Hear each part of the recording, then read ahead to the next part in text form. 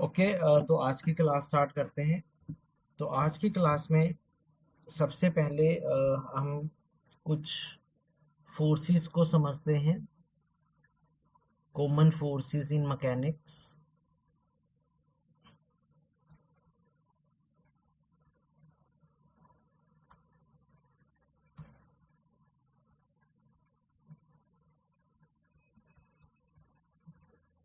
तो पहली जो कॉमन फोर्स लगती है वो एक बॉडी का वेट होता है।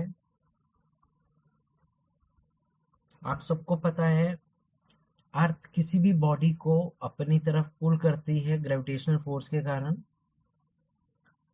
तो उसके कारण जो फोर्स लगता है उसे हम उसको वेट बोलते हैं, बॉडी बोलते हैं। जैसे मान लीजिए ये एक बुक एक टेबल की टॉप पे रखी हुई है, तो उस बॉडी का जो वेट है mg वो डाउनवर्ड लगेगा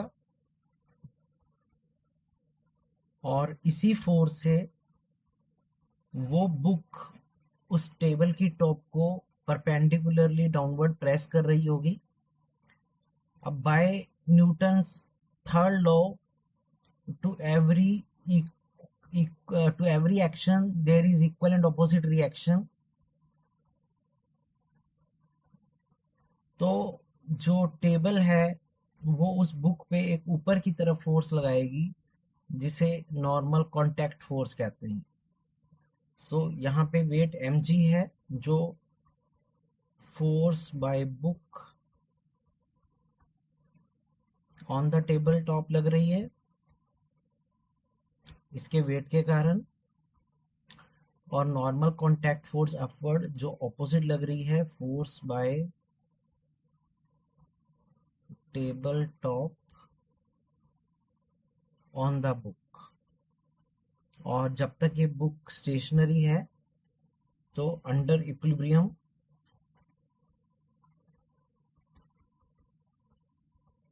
जो नॉर्मल कांटेक्ट फोर्स है वो वेट mg के इक्वल होगी, क्योंकि दोनों बॉडी स्टेशनरी हैं। टेबल भी स्टेशनरी है और बुक भी स्टेशनरी है, तो नेट रिजल्टेंट फोर्स जीरो होगी। तो ये पहली फोर्स होती है। दूसरी फोर्स वो भी वैसे नॉर्मल फोर्स ही होती है, नॉर्मल कांटेक्ट फोर्स। अगर हम दो या दो से ज्यादा ब्लॉक्स को ऐसे कांटेक्ट में रखते हैं, जैसे मान लीजिए ये दो ब्लॉक्स हैं और इन ब्लॉक्स को भी हमने एक टेबल की टॉप पे रखा हुआ है और दोनों ब्लॉक्स एक दूसरे को टच कर रहे हैं। अब मान लेते हैं हम इन ब्लॉक्स को मूव करने के लिए इकट्ठे एक फोर्स F अप्लाई करते हैं, तो क्या होगा, ये दोनों ब्लॉक्स एक ही कॉमन एक्सेलरेशन से आगे मूव करेंगे। लेट कर लेते हैं पहले ब्लॉक का मास m1 है, दूसरे ब्लॉक का मास m2 है। तो क्योंकि दोनों ब्लॉक्स एक दूसरे के साथ जुड़े हुए हैं, कांटेक्ट में हैं, तो इसीलिए इनकी एक कॉमन एक्सेलरेशन होगी a, जो होगी external force by total mass, यानी कि F over m1 plus m2। दूसरा, जब ये दोनों ब्लॉक्स इन कांटेक्ट होंगे तो दोनों ब्लॉक एक दूसरे पे कांटेक्ट फोर्स लगा रहे होंगे। मान लेते हैं N12 वो कांटेक्ट फोर्स है जो ब्लॉक 1 ब्लॉक 2 पे एक्सर्ट कर रहा है, और N21 वो कांटेक्ट फोर्स है जो सेकंड ब्लॉक फर्स्ट पे एक्सर्ट कर रहा है। तो यहाँ पे N12 हमारा रिप्रेजेंट कर रहा है normal contact force by block 1 on block 2, और N21 रिप्रेजेंट कर रहा है normal contact force by block 2 on block 1। Also remember, क्योंकि ये एक्शन रिएक्शन पेयर बन रहे हैं, तो N12 will be equal to minus of N21। तो दोनों एक दूसरे पे इक्वल एंड ऑपोजिट फोर्सेस लगा रहे होंगे। तो ये भी एक कांटेक्ट फोर्स होती है। थर्ड कांटेक्ट फोर्स होती है जब हम किसी ब्लॉक को किसी स्ट्रिंग के मदद से पुल करते हैं। जैसे मान लीजिए ये एक ब्लॉक पड़ा है और ये ब्लॉक एक स्ट्रिंग मतलब रस्सी से जुड़ा हुआ है। ये हमारा मान लेते हैं मासलेस स्ट्रिंग है, मतलब इसका अपना मास नहीं है। अब हम इसके फ्री एंड पे कुछ फोर्स F लगाते हैं इसे पुल करने के लिए। तो इस स्ट्रिंग के हर पार्ट पे एक टेंशन डेवलप हो जाती है। तो वो टेंशन T F के बराबर होती है इफ स्ट्रिंग इज मासलेस, अगर वो स्ट्रिंग मासलेस होता है। तो force applied will be equal to the tension produced in the string। तो यहाँ पे T क्या रिप्रेजेंट कर रहा है? Tension produced in the string। Okay, अब ऐसे ही कई बार क्या होता है, हम एक से ज्यादा ब्लॉक्स को स्ट्रिंग से जोड़ देते हैं। जैसे मान लो ये हमारे पास दो ब्लॉक्स हैं और उन दोनों ब्लॉक्स को हमने एक स्ट्रिंग से आपस में कनेक्ट कर दिया और हम किसी एक ब्लॉक पे F फोर्स लगा रहे हैं उसे पुल करने के लिए। तो इस स्ट्रिंग के बीच में एक टेंशन डेवलप हो जाएगी और जैसे मैंने पहले भी बोला है वो टेंशन हम दोनों एंड से देख सकते हैं। तो अगर हम इस लेफ्ट ये वाले एंड से देखेंगे तो टेंशन की ये डायरेक्शन लेनी है और ये वाले एंड से देखना है तो टेंशन की ये डायरेक्शन लेनी है। और क्योंकि ये कनेक्टेड हैं तो ये एक ही कॉमन एक्सेलरेशन ए से मूव करेंगे। कुछ ऐसा ही एक पुल्ली में भी होता है कि मान लीजिए ये एक पुल्ली है, फिक्स पुल्ली। तो हमने ये पुल्ली को फिक्स कर दिया है, जैसे वेल में से पानी निकालने के लिए पुल्ली का हम यूज करते हैं। और उसके दोनों एंड पे हमने एक स्ट्रिंग के साथ दो ब्लॉक्स को हैंग कर दिया है। अब क्योंकि ये एक ही स्ट्रिंग है और मासलेस है तो इसके हर पॉइंट पे इक्वल टेंशन बनेगी। तो जब तक एक ही स्ट्रिंग होता है तो उसके हर पॉइंट पे इक्वल टेंशन होती है और जब हम इसको रिलीज करेंगे तो अगर एक ब्लॉक ए एक्सेलरेशन से नीचे आएगा तो दूसरा ब्लॉक सेम एक्सेलरेशन से ऊपर चला जाएगा क्योंकि ये कनेक्टेड मोशन है। तो ये भी फोर्सेस हैं जो किसी भी रोप में या किसी स्ट्रिंग में बनती हैं। उसके बाद हम कुछ और क्वेश्चंस करते हैं इस कंसेप्ट को और क्लियर करने के लिए। जैसे मैं क्वेश्चन ले रहा हूं example 5.24।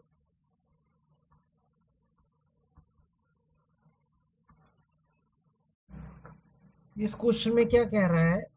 A cylinder of weight W is resting on a V-shaped groove as shown. Draw its free body diagram। तो आपको एक सिलेंड्रिकल बॉडी दिखाई गई है जो कि एक ग्रूव के अंदर रखा हुआ है जो वी शेप को रिप्रेजेंट करता है। तो आपको थोड़ा इमेजिनेशन करना पड़ेगा यूज कि ये एक सिलेंड्रिकल एक बॉडी है जिसको एक वी शेप ग्रूव में रखा हुआ है। Draw its free body diagram, इसका फ्री बॉडी डायग्राम बनाना है। अब ये फ्री बॉडी डायग्राम क्या होता है? फ्री बॉडी डायग्राम होता है जब हम जितनी भी फोर्सेस उस सिलेंड्रिकल बॉडी पे लग रही हैं वो जब हम रिप्रेजेंट करके दिखाते हैं डायरेक्शन के साथ कि वो फोर्सेस कौन कौन सी लग रही हैं और किस डायरेक्शन में लग रही हैं, तो वो उसका फ्री बॉडी डायग्राम कहलाता है। तो लेटेस्ट से जो गिवन फिगर है हम उसको एक बार फिर से अपने आंसर फिगर में बना लें। तो हमें ऐसे एक सिलेंड्रिकल एक बॉडी दी हुई है जिसको एक वी शेप ग्रूव में रखा हुआ है and we have to find और we have to draw its free body diagram. तो देखते हैं इसमें कौन कौन सी फोर्सेस लग रही हैं। पहली फोर्स जो इस पे लग रही होगी वो इसका वेट होगा। तो पहली फोर्स जो है वो वेट होगा W is equal to mg। वो उसके सेंटर पॉइंट से बिल्कुल वर्टिकली डाउनवर्ड लग रहा होगा। एक और फोर्स लग रही होगी क्योंकि ये सिलेंडर इस वी शेप के लेफ्ट साइड वाले सरफेस से कांटेक्ट में है, तो वो एक कांटेक्ट फोर्स लगा रहा होगा उस सिलेंड्रिकल बॉडी पे। तो N1 यहाँ पे नॉर्मल कांटेक्ट फोर्स है फ्रॉम सरफेस 1, और N2 normal contact force from surface 2 है। नॉर्मल मतलब, नॉर्मल इसलिए बोलते हैं क्योंकि ये राइट एंगल पे होती है सरफेस के साथ। नॉर्मल, नॉर्मल मतलब राइट एंगल पे, कांटेक्ट जहां पे वो कांटेक्ट कर रही हैं। तो ये इसका फ्री बॉडी डायग्राम बन गया कि इस सिलेंड्रिकल बॉडी पर जो वेरियस फोर्सेस लग रही होंगी वो होंगी N1, N2 and weight mg। So this is the answer of this question. Next question वो लिख रहा है 3 blocks A, B and C are placed one over the other as shown in figure। आपको एक फिगर दिखाया है जिसमें 3 blocks हैं A, B और C, जिनको एक दूसरे के ऊपर रखा गया है और बाद में ग्राउंड के भी ऊपर रखा गया है। जैसे हम एक ब्रिक, 3 ब्रिक्स रख दें के ऊपर एक के ऊपर एक। Draw free body diagrams of all the 3 blocks. तो हमें इन तीनों ब्लॉक्स का फ्री बॉडी डायग्राम बनाना है। जैसे पिछले क्वेश्चन में बताया, फ्री बॉडी डायग्राम मतलब भी हमें हर ब्लॉक पे इंडिविजुअली बताना है कौन कौन सी फोर्सेस लग रही होंगी टोटल। तो पहले हम अपने सॉल्यूशन में ए ब्लॉक को सिर्फ बनाकर दिखाते हैं। अगर हम ए ब्लॉक को देखें तो ए ब्लॉक पे एक तो डाउनवर्ड फोर्स लग रही होगी जो वेट होगा ए ब्लॉक का। तो weight of A block downward लग रहा होगा। अब क्योंकि ए ब्लॉक की लोअर सरफेस बी ब्लॉक के कांटेक्ट में है, तो बी ब्लॉक इसके ऊपर एक ऊपर की तरफ नॉर्मल कांटेक्ट फोर्स लगा रहा होगा, जिसे लेटर से हम N1 कह दें। तो ये फ्री बॉडी डायग्राम बन गया ए ब्लॉक का कि ए ब्लॉक पे 2 फोर्सेस लग रही होंगी, एक WA इसका अपना वेट, और एक N1 जो नॉर्मल कांटेक्ट फोर्स है, normal contact force by block B. Right. अब हम बी ब्लॉक को बनाते हैं ताकि उस पे देख सके हम उसका फ्री बॉडी डायग्राम बनाएं। तो ये मैंने बी ब्लॉक बनाया। अब बी ब्लॉक पे पहली फोर्स जो लग रही होगी वो उसका भी अपना वेट होगा downward, weight of B downward लग रहा होगा। अब क्योंकि बी ब्लॉक ए ब्लॉक पे N1 अपवर्ड फोर्स लगा रहा था, तो same N1 force B block पे भी लगेगी बट डाउनवर्ड। तो same N1 force B block पे डाउनवर्ड लगेगी। ये N1 बेसिकली कहलाएगी normal contact force by block A, क्योंकि जो कांटेक्ट फोर्सेस होती हैं वो इक्वल एंड ऑपोजिट होती हैं। तो A block N1 normal contact force से ब्लॉक बी को प्रेस कर रहा है, और block B same N1 force से ब्लॉक ए को ऊपर लगा रहा है। अब ब्लॉक बी पे एक और फोर्स लग रही होगी अपवर्ड, और वो आएगी, उसको लेटर से हम N2 नाम दे देते हैं। वो N2 एक्चुअली क्या होगी, ये वो नॉर्मल कांटेक्ट फोर्स है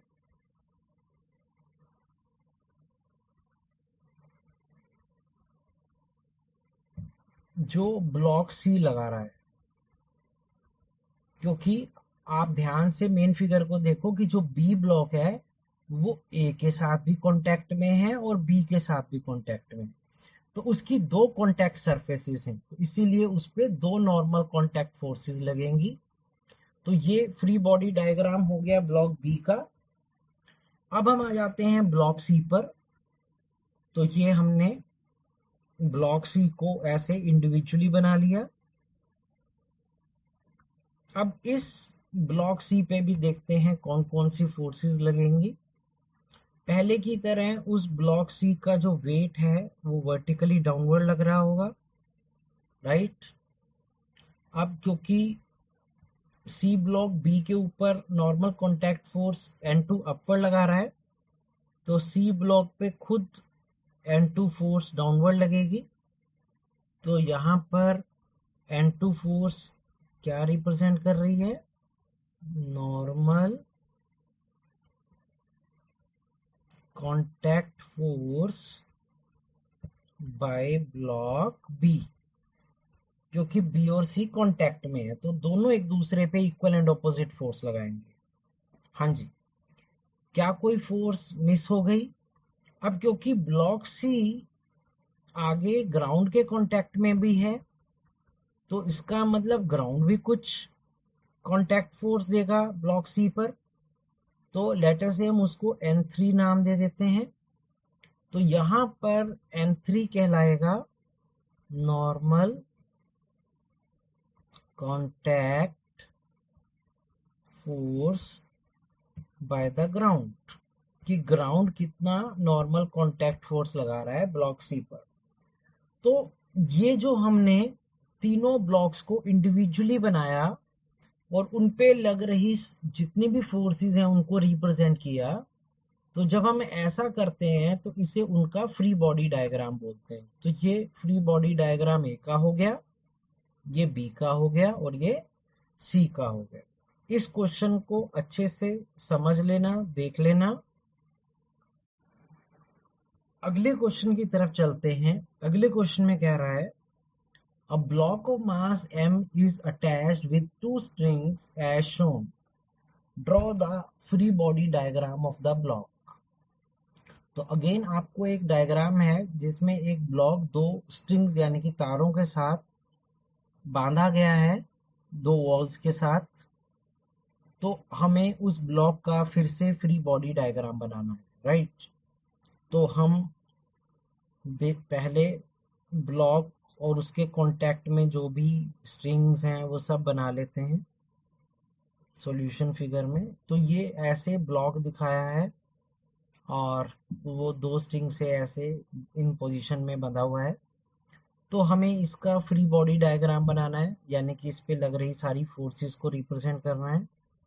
तो पहली फोर्स जो इस ब्लॉक पे लग रही होगी वो इसका वेट है, जो मैं कई बार बता चुका हूँ वर्टिकली डाउनवर्ड लगता है। अब ये लेफ्ट साइड एक स्ट्रिंग है, तो स्ट्रिंग में टेंशन T1 प्रोड्यूस हो जाएगी और लेटर से सेकंड स्ट्रिंग में टेंशन T2 प्रोड्यूस हो जाएगी। तो उस ब्लॉक पे तीन फोर्सेस लग रही होंगी, एक उसका वेट mg डाउनवर्ड, एक स्ट्रिंग में टेंशन T1 लेफ्ट साइड की तरफ को, और अगेन एक सेकंड स्ट्रिंग में टेंशन T2 राइट साइड की तरफ। तो ये फ्री बॉडी डायग्राम बन गया इस ब्लॉक के लिए। तो आई होप इन एग्जाम्पल से आपको समझ में आ गया होगा कि कांटेक्ट फोर्सेस क्या होती हैं, टेंशन इंस्टिंग क्या होती है और फ्री बॉडी डायग्राम कैसे बनाते हैं।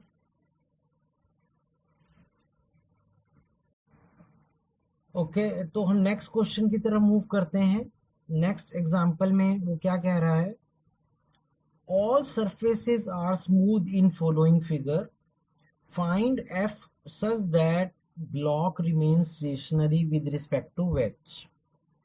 आपको एक डायग्राम दिखाया गया है जिसमें एक ब्लॉक स्मॉल एम मास का एक इंक्लाइंड प्लेन वेज के ऊपर रखा गया है और हम इस वेज को F फोर्स से ऐसे ड्रैग कर रहे हैं।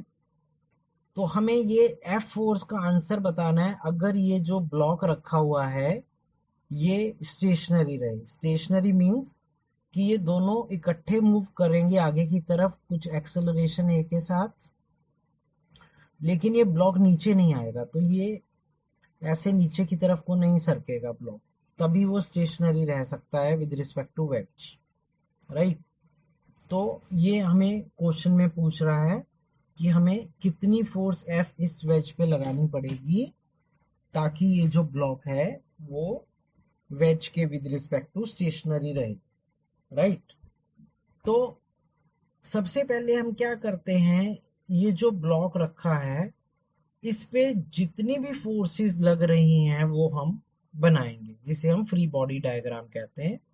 तो हम अपनी सॉल्यूशन फिगर में वो ब्लॉक दिखाते हैं पहले। तो लेटर से ये हमारा ब्लॉक है जिसको वेज के ऊपर रखा हुआ है। अब तो देखते हैं कि ये वेज की ये सरफेस भी हम दिखा देते हैं वेज की, जिस वेज की टॉप के ऊपर इसको रखा हुआ है। अब हम देखते हैं कि इस ब्लॉक पे कौन कौन सी फोर्सेस लग रही हैं। तो देखते हैं, पहली फोर्स जो इस ब्लॉक पे लगेगी वो इसका वेट होगा mg, जो हमेशा वर्टिकली डाउनवर्ड लगता है, तो वेट mg डाउनवर्ड लगेगा। दूसरी इस पे जो फोर्स लगेगी वो लगेगी नॉर्मल कांटेक्ट फोर्स। तो कैपिटल N यहां पर है, normal contact force by wedge on the block. तो जो वेज कांटेक्ट फोर्स लगा रहा है ब्लॉक पे वो ऊपर की तरफ लगेगी क्योंकि ये वेज की सरफेस के कांटेक्ट में है। अब इसके ऊपर एक थर्ड फोर्स लगेगी जिसे हम स्यूडो फोर्स कहते हैं। अब ये फोर्स आपके लिए नहीं है, तो ये स्यूडो फोर्स क्या होती है और क्यों ये पीछे लग रही है, तो इसे हम कहते हैं स्यूडो फोर्स।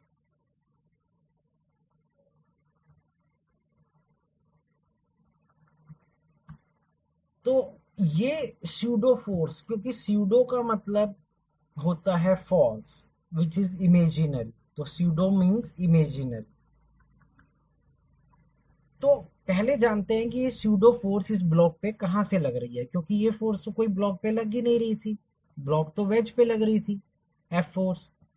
तो ये स्यूडो फोर्स वो फोर्स होती है जो हमारी एक्सटर्नल फोर्स का इम्पैक्ट इस ब्लॉक पे लेकर आ रही है, तो वो उसकी स्यूडो फोर्स कहलाती है। और इस स्यूडो फोर्स का वैल्यू होता है मास इनटू एक्सेलरेशन। जो उस ब्लॉक का मास है मल्टीप्लाई कर दें जितनी एक्सेलरेशन से ये ब्लॉक और वेज जब आगे की तरफ मूव करेंगे इकट्ठे, तो उस मास और एक्सेलरेशन के प्रोडक्ट को उसकी स्यूडो फोर्स कहते हैं। तो इस ब्लॉक पे थर्ड फोर्स जो डाउनवर्ड लग रही होगी पीछे की तरफ वो एम में लग रही होगी। तो ये तीन फोर्सेस लग रही होंगी। अब हम देखते हैं, अब क्योंकि ब्लॉक को स्टेशनरी रहना है इसका मतलब ये तीनों फोर्सेस का रिजल्टेंट जीरो होना चाहिए। तो इनका रिजल्टेंट देखने के लिए हम इन तीनों फोर्स को एक बार फिर से एक बाहर फिगर में रिप्रेजेंट कर देते हैं। अब फिर वेट mg नीचे लग रहा है, सूडो फोर्स m में पीछे की तरफ लग रही है, और नॉर्मल कांटेक्ट फोर्स ऐसे सरफेस के 90 डिग्री लग रही है, राइट। तो ये तीन फोर्सेस हैं जो मेन फिगर में भी नजर आ रही हैं। अब हम इस n के कंपोनेंट कर लेते हैं, वेक्टर कंपोनेंट। अगर ये वाला एंगल थीटा गिवन है वेज का, तो हम ज्योमेट्री से प्रूव कर सकते हैं कि ये वाला एंगल भी थीटा ही होगा, राइट। क्योंकि जो दो लाइन के बीच में एंगल होता है वही उनकी परपेंडिकुलर लाइंस के बीच में भी एंगल होता है, तो ये थीटा हो जाएगा। तो n का एक कंपोनेंट जो इधर को होगा वो होगा n cos थीटा, और n का दूसरा कंपोनेंट जो ma के ऑपोजिट होगा वो n sin थीटा होगा, राइट। तो ये मैंने n के दो कंपोनेंट कर लिए। अब अंडर इक्विलिब्रियम, अब क्योंकि उस ब्लॉक को रेस्ट में रहना है मतलब वो इक्विलिब्रियम में है, तो हम in opposite equal and opposite force को इक्वेट कर देते हैं। तो इसका मतलब n sin थीटा बराबर आ गया ma के, और एन कॉस थीटा बराबर आ गया एम जी के, क्योंकि आप ध्यान से देखो N sine theta right side को फोर्स लग रही है, तो एम में लेफ्ट साइड को फोर्स लग रही है, तो राइट वाली फोर्स लेफ्ट के इक्वल हो जाएगी और N cos theta M G के इक्वल हो जाएगी, क्योंकि एक अपवर्ड है एक डाउनवर्ड है। तो अगर मैं 1/2 कर दूं तो ये हो जाएगा tan theta is equal to M A by M G, M से एम कैंसिल हो जाएगा, तो हमारा tan theta A by G आ गया। अब हम यहाँ से एक्सेलरेशन निकाल लेते हैं नाउ, तो यहाँ से एक्सेलरेशन बराबर आ जाएगा G tan theta. Now force, अब फोर्स जो भी एक्सटर्नल लगती है वो होती है टोटल मास सिस्टम का इनटू द एक्सेलरेशन। अब total mass block plus wedge का हो गया m प्लस एम, और एक्सेलरेशन प्रोड्यूस होगी जी साइन tan थीटा जो हमने यहाँ से निकाला है। तो ये हमारा आंसर आ गया कि अगर हम इस ब्लॉक को स्टेशनरी रखना चाहते हैं तो हमें कितनी एक्सटर्नल फोर्स लगानी पड़ेगी, m plus M G tan theta. इन सारे क्वेश्चंस को देख लेना, समझ लेना, और अगर फिर भी डाउट होगा तो हम नेक्स्ट क्लास में डिस्कस कर लेंगे। That's it for today's class. We will do it in the next class.